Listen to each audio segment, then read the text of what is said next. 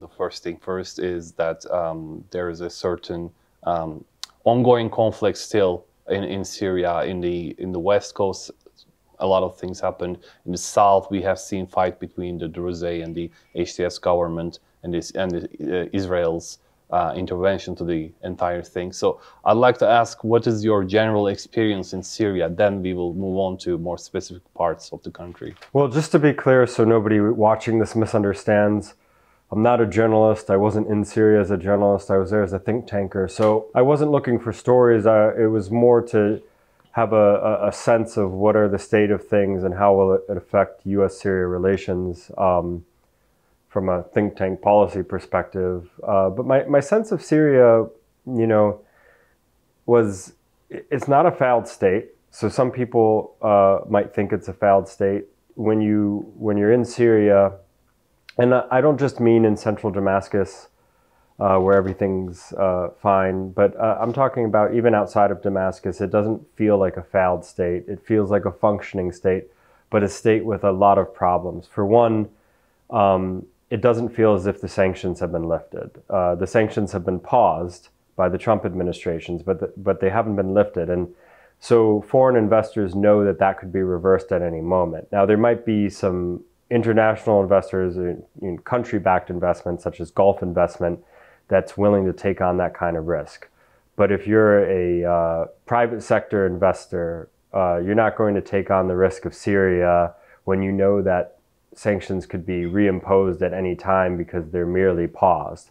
So there's this over-compliance and this chilling effect that goes on. So when you're in Syria, due to the lack of investment, due to the effect of sanctions, you almost feel like you're in the 90s. You can't use a foreign credit card. It's a cash society. Of course, there's a liquidity crisis. Even Syrians can only take out something like $30 to $40 per day. So you see these long lines at the ATMs. Prices are not as cheap as you might expect them to be. And so there's a liquidity crisis. Data on cell phones doesn't work very well. It's a cash society.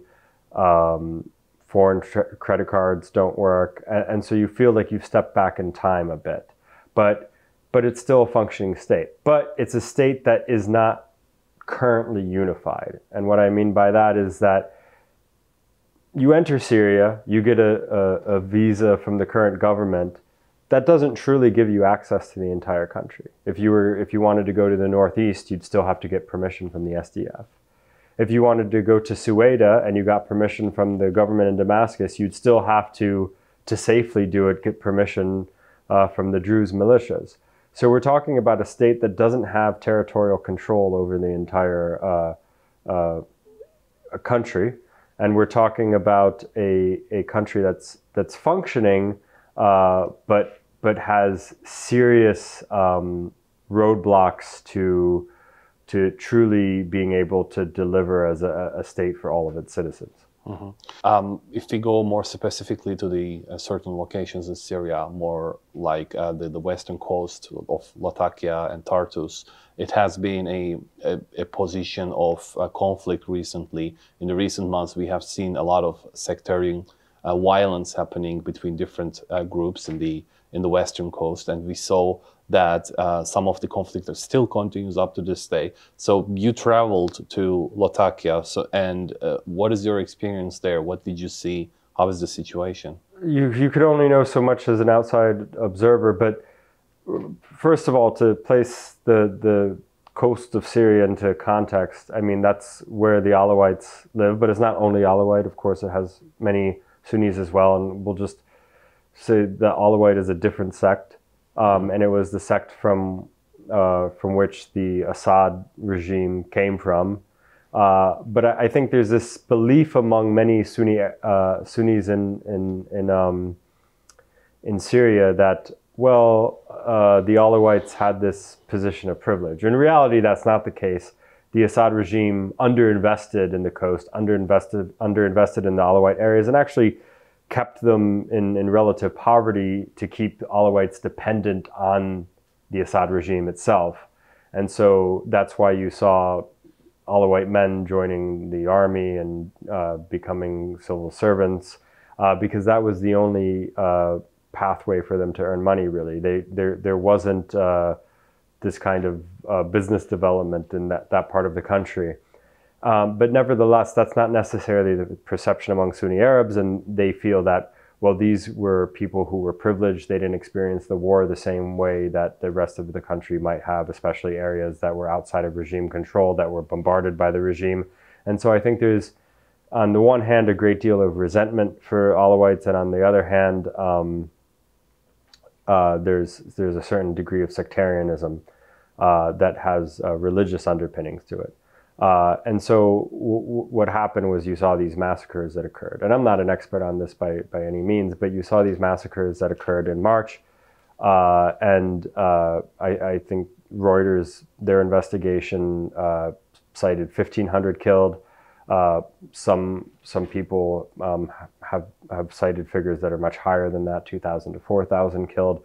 Whatever the exact numbers are, the point is that it was a massacre and it was indiscriminate. These days, if you're in, a major city like Tartus or Latakia, it appears normal. But I think underneath the surface, there's still sectarian killings that are happening, especially in the smaller villages, especially in the hills, in the mountains, outside of the cities. In those small villages, there's still sectarian killing going on. And certainly the communities don't feel secure. Mm-hmm.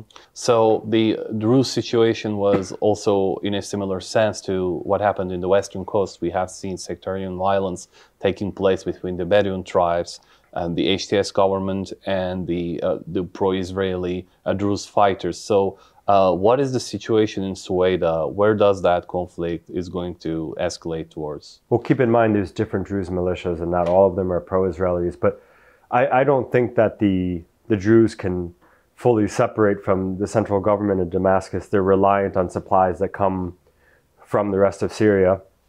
But I think the real question here is whether you're looking at the coast, whether you're looking at the northeast, or whether you're looking at Sueda, is Syria going to be a federal state? Is it going to be a highly centralized state? Or is it going to be something in between it's not federalism, but it's a bit decentralized? And I think the government in Damascus has taken a really hard line against any form of federalism. Federalism is a bit of a dirty word in that when people think of federalism in Syria, they think of the experience between Baghdad and the KRG in Iraq, or they think about other examples. They don't want to imitate the dysfunctional systems that they've seen from their neighbors, such as in Lebanon or Iraq.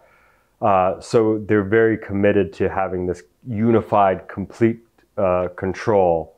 But in pursuing that agenda, I think they've actually, in some sense, made the case for decentralization. So, if you're in Sueda, if you're in the Northeast, and you see what's happened to the coast and now what's happened in Sueda, you're not necessarily going to be that quick to give up your arms and submit to the authority of Damascus. Mm-hmm. The Shara government, the HTS in general, but the Shara himself too, seems like have a proper relationship with the United States, at least trying to have a relationship with the United States. And Trump administration so far has been more acceptive with diplomacy with the new Syrian government. And it seems like in September, there might be a visit by Shara to Washington, D.C.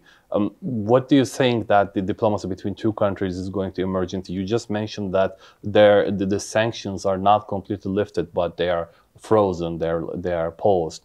Do you think that it will be completely get rid of? Do you think it will be lifted, or do you think United States wants to keep Syria into the current status quo for now? Look, I can't speak for the Trump administration, but I think that they're treading cautiously, let's put it that way. I mean, it was already a very bold move by the Trump administration to suspend the sanctions. And I think it was the right move. And I think it was brave of the Trump administration to do that. I think many other administrations would have engaged in these kinds of conditions-based sanctions removal. They'll say, well, look, if the al-Shara government does X, Y, Z, then we'll remove the sanctions. And I think what would have happened is that years would have passed and the sanctions would have still been in full effect, similar to what we've seen happen in Afghanistan. I think it was the right thing to suspend the sanctions, but I don't think they're going to lift the sanctions so long as they see this kind of chaos happening, like what we saw on the coast, like what we're currently seeing in Suriye'de. Every time that happens, it makes the case for removing the sanctions completely a little bit more difficult. Mm-hmm. And I think the international community, not just Washington, but the region and the international community probably wants to see whether the al-Shara government has staying power. Are they going to last? Is al-Shara going to survive? Literally, and is his government going to survive? You know, are they going to make it to 1 year even? And I think then, you know, the case can be made for lifting sanctions. Of course, as I said before, the problem is, if sanctions aren't removed completely, you don't really see the healing process begin. Because so long as sanctions can be put back into effect with the snap of a finger, you're going to see private sector investment be very cautious about Syria because it's simply not worth the risk. If you engage in a big investment and then the next day, for whatever reason, sanctions are put back into effect, well, then your entire investment is in jeopardy. Now, we might see government-backed investment, such as the kind of Gulf investment that's being promised for Syria, but that's because those governments are willing to take that kind of risk, but the private sector won't. Well, this question is going to be more directed with the SDF situation, YPG, as we call it. With the YPG situation, we have seen Turkey to have a proper stance on that they have to integrate with the Syrian government. And HTS and the Ahmed Şara was essentially claiming the same thing. But the United States position on this was maybe ambiguous to a certain extent, but also characters like Tom Barak, the Syrian special envoy, Tom Barak, was more clear on that they have to integrate because the United States is now willing to be taking care of them, protecting them forever.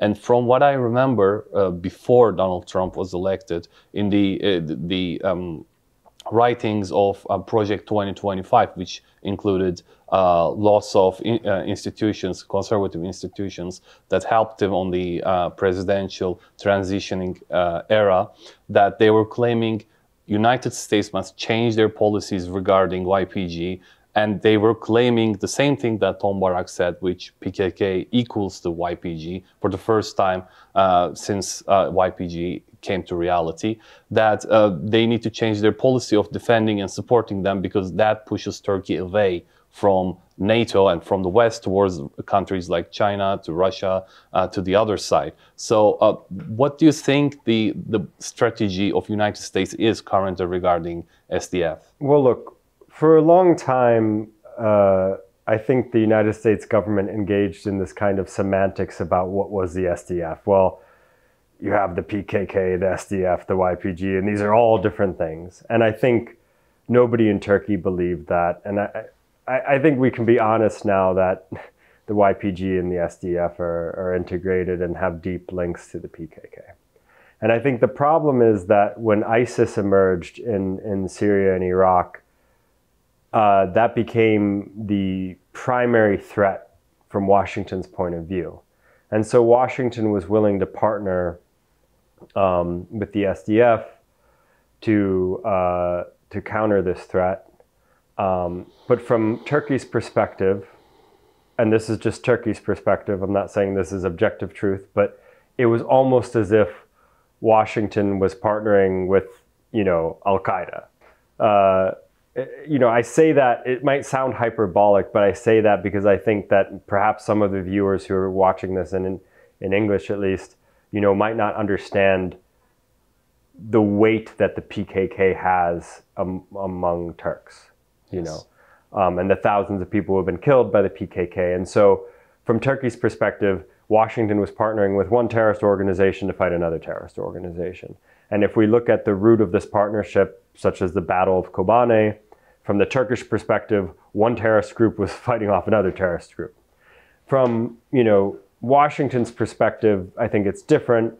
You know, ISIS is although the PKK is considered a terrorist group, you know, ISIS is a much bigger threat and has these transnational ambitions. And the Kurds proved to be effective partners against ISIS, and the SDF have proven to be professional. And there's deep relationships that have been forged between the SDF and the U.S. soldiers who have served alongside them, and it's proven to be a fruitful partnership. Now, I think it's been a thorn in U.S.-Turkey relations, and it means that U.S.-Turkey relations, so long as the U.S. is directly partnered with the SDF on the ground, U.S.-Turkey relations are always going to be dysfunctional in the Middle East. Now, the silver lining is that I think the United States and Turkey have always been good about compartmentalizing different aspects of their relations. So the United States and Turkey can have, you know, functional relations when it comes to concerns in Europe, even if, you know, the Middle East aspect of the relationship is dysfunctional because of the SDF issue. And so the US and Turkey have always been good at compartmentalizing those relations. In terms of integrating the SDF into the new Syrian military, you know, at face value, that would be great. It would solve the problem. Turkey would feel more secure. There would be a solution for the SDF, and US-Turkey relations could become healthier in the Middle East. And I think that's why you see Ambassador Barak issuing these strong statements, some of which have been directed at Muslim, about you know, the need that there's only one Syria and it runs through Damascus. Unfortunately, I think the reality is more complex than that, and some of the actions that have been taken by al-Shara's government or by forces that at least claim to be loyal to his government in the coast and in Sueda are very detrimental to any future integration of the SDF into the army. I mean, if you're the SDF, are you going to give up your weapons right now when you see what's happened on the coast and you see what's happened in Sueda? So these kinds of events make things much more complicated. But still, let's talk about the doomsday situation where that didn't happen and Turkey is not happy with how things go. So let's talk about the doomsday situation where the integration of YPG didn't happen and Turkey really wanted it to happen and willing to make a military operation to finish the PKK-YPG threat once and for all. Previously, we have seen that United States was willing to defend YPG against essentially anyone in the environment, and they were making a little concessions, especially under the first term of the Donald Trump administration, that on the west side of the Euphrates they were kind of okay with it, but on the east side they were mostly against of any Turkish military operations. But now, let's say that the operation is going to happen regardless of the situation. Do you think that the United States will stand by YPG? Look, the Trump administration is unpredictable. You know, I think past administrations would have stood by the SDF. I'm going to use the SDF because that's how it's understood by Central Command and that's how it's understood by the U.S. government.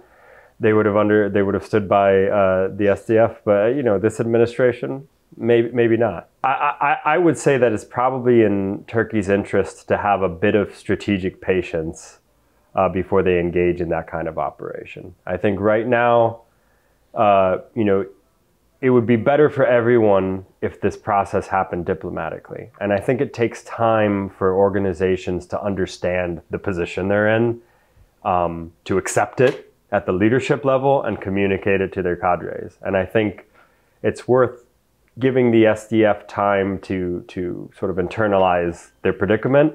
And I think it's also, you know, worth giving time to the new government in Damascus, you know, giving them time to formulate what would an integration even look like. I mean, you can present the SDF with this ultimatum: integrate into the new Syrian military or face conflict, direct conflict with the Turkish military. Fine. Okay, but what does integration look like? I have no idea. I'm not sure anyone does. And what is the new Syrian military? Right now, this new Syrian military is sort of a collection of different groups. I think there needs to be a clear plan of what does integration look like, what is the new Syrian military, and what does the command structure look like. And I think it's worth pursuing that process exhaustively before jumping the gun to a military operation. Because a military operation, I think you can learn from the US experience. Everyone thinks it's going to be quick and easy until they actually go about doing it. And then it can become more complicated. Mm-hmm. When it comes to the YPG situation, we are seeing different languages coming from Israel and United States. We're seeing Tom Barak talking about the situation as the integration is a must. Meanwhile, Israel is making exact opposite claims of they should keep their autonomy, their independence, maybe, and continue to be a different political structure than the Syrian government, as they claim that it's going to be a threat to themselves in one day. So do you think that there is a divide between the Israeli policies and Israeli wishes from Syria and the United States one? Yeah, of course, because U.S. interests and Israeli interests are not the same in Syria. Israeli interests are that they want to have a weak Syria, probably a divided Syria. They don't want to take a chance on someone like al-Shara, who they view as an Islamist. Even if al-Shara is willing to be pragmatic today from the Israeli mentality, he might be pragmatic today because he's weak, but if he becomes strong, he might return to his Islamist roots, which are not going to be amenable to Israel. And I certainly don't think Israel wants to see significant Turkish influence in Syria. In fact, one of Israel's priorities is to make sure that Turkish influence remains in the north of Syria and doesn't reach the south, which is their domain of influence in their view. So, whereas U.S. interests in Syria are, the U.S. wants to see a stable Syria, and a weak, fragmented Syria with open conflict in Sueda, open conflict in the coast, and potentially open conflict in the northeast, that's not a stable Syria. That's a Syria where ISIS can make inroads. That's a Syria where if it becomes too fragmented, Iran can reassert itself again and take advantage of that scenario. And so the United States and Israel simply don't have the same interests in Syria. Mm-hmm. So there is a divide. Yeah. But is Israel capable of supporting YPG by itself? Do you think in any situation where the conflict emerges again, maybe between HTS and YPG, or maybe between the Turkish armed forces and the YPG, do you think that they can and willing to bring aid, military aid, maybe with the supplies or maybe with direct strikes against a NATO country to be able to defend YPG? I don't think Israel has any interest in engaging in direct strikes against Turkey, and I don't think Turkey has any interest in engaging in direct strikes against Israel. I think that would be an absolute disaster for both countries.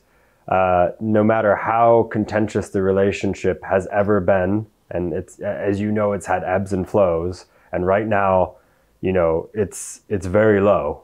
Mm-hmm. But it's been low in the past. Maybe not this low, but it's been low in the past. I mean, remember, there were times that there was a cessation of relations in the not so distant past, and then relations improved. But it's always stopped short of engaging in this kind of direct conflict. So I don't think either country wants that. Whether Israel can provide some sort of clandestine aid to the SDF, maybe, but I don't think it would be decisive. And with the future of Syria, when you look at the situation that emerged in Sueda, we have seen Israel putting direct strikes and military aid to the Druze fighters. Do you think that they are capable of making a completely separate Druze faction in there? Do they have the military capability to keep that alive, separate from the Syrian government? I think they have the capability to create problems for the Syrian government, but I actually think the Syrian government is creating more problems for itself. I don't think you know, where the Syrian government creates problems for itself, Israel might take advantage of it, and it has its own reasons to protect the Druze. I mean, remember that for its own domestic political reasons, and the fact that the Druze are a constituency in Israel, and the Druze have senior positions in the IDF. There's reasons for the Israelis to show that they're supporting the Druze in Syria. And there's reasons for the Israelis to potentially create difficulty for the new government in Damascus. But I would actually argue that these are self-inflicted wounds that the new government in Damascus has created for itself and actually given the Israelis an opportunity to take advantage of. So we can move on to the Gaza situation. We are seeing that Israel recently announced that they are willing to invade the entirety of Gaza, expand their military operation. Do you think that this decision is going to turn into full annexation of Gaza?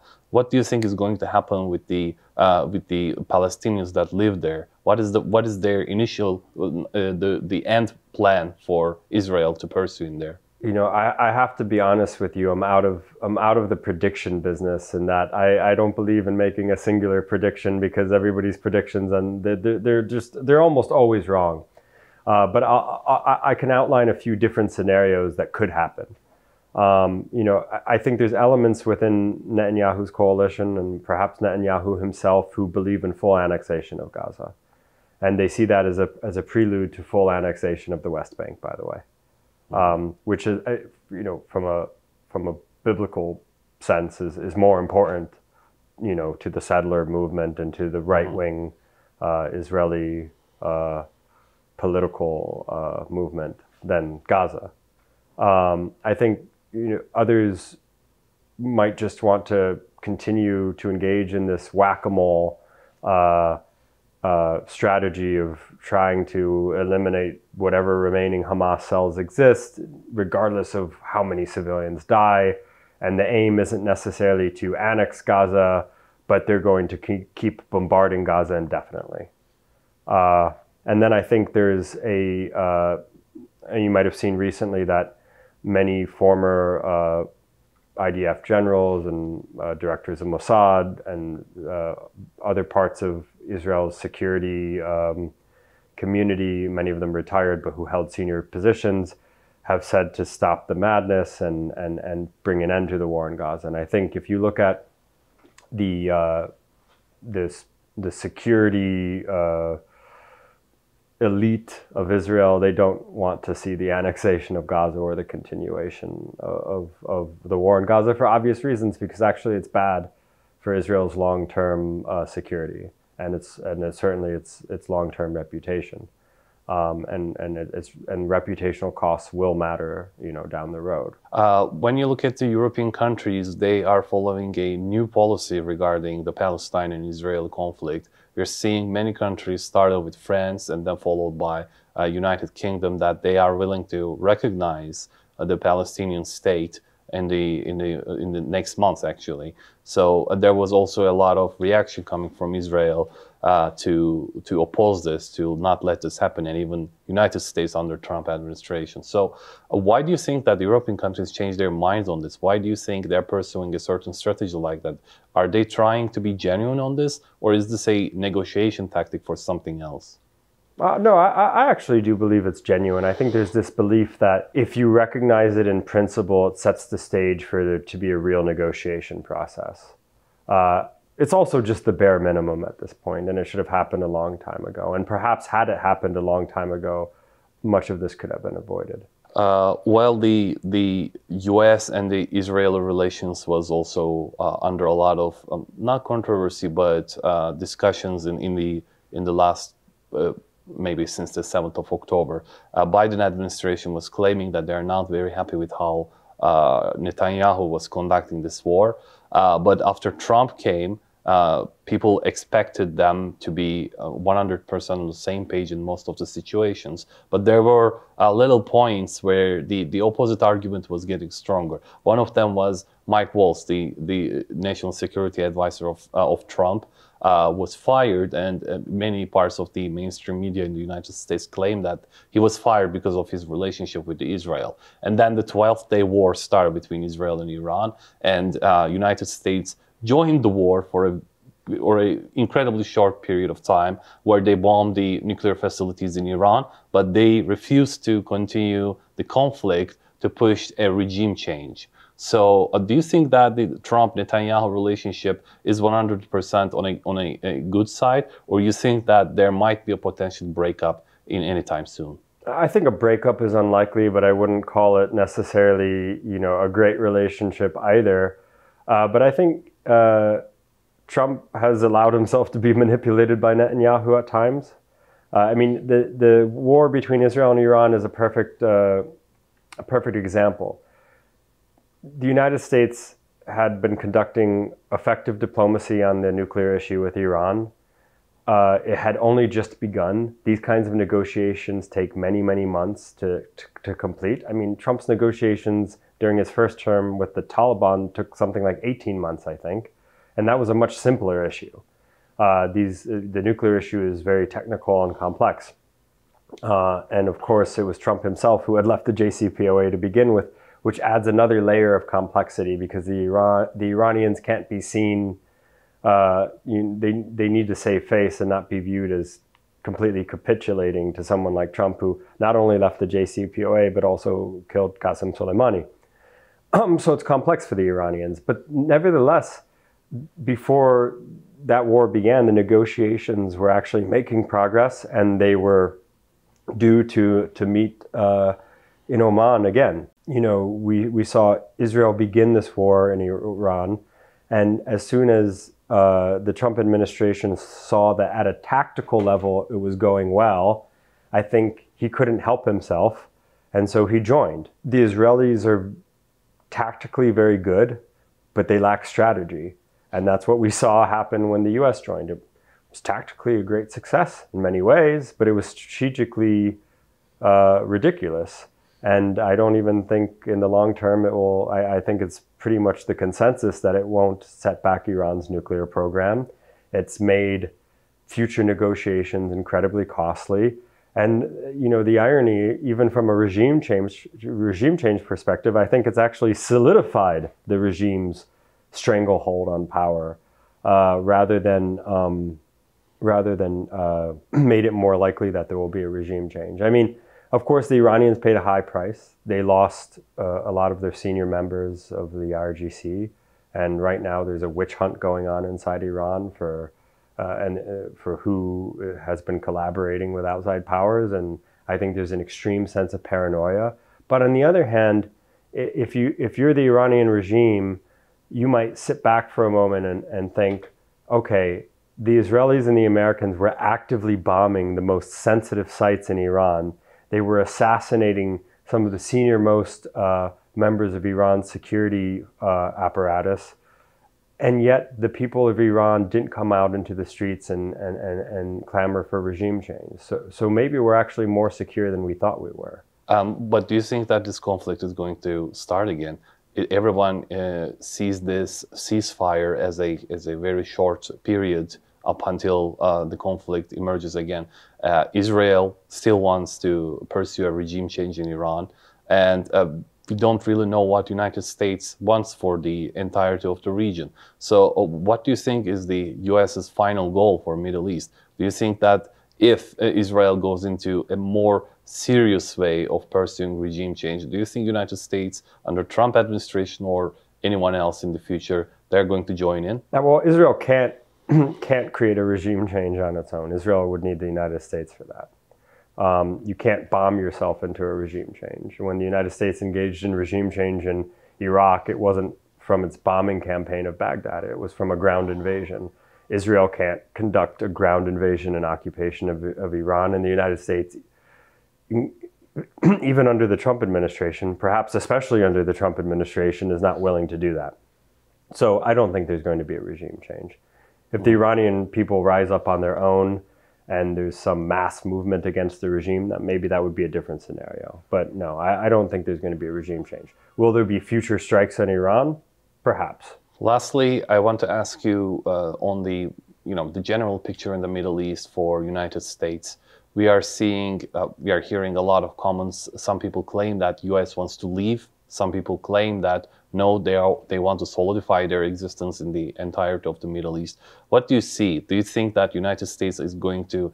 We already know that, especially in the Syrian case, they diminished the number of the troops that stays and the military bases. But do you think this trend will continue? Does Trump administration want to leave the Middle East to more prominent and reliable allies that they have? I think the Trump administration wants to reduce its footprint in the Middle East. I don't think it's going to leave completely, and I think you see that. You see this reduction in U.S. forces in the northeast of Syria. And, you see them still staying in places like Tanf, for example. So I think the U.S. wants to keep its eye on the Iranians. I think the U.S. wants to have a small number of troops that could lead an anti-ISIS mission if that threat reemerged. But I don't think the U.S. wants to stay in the Middle East at the same numbers that it had been.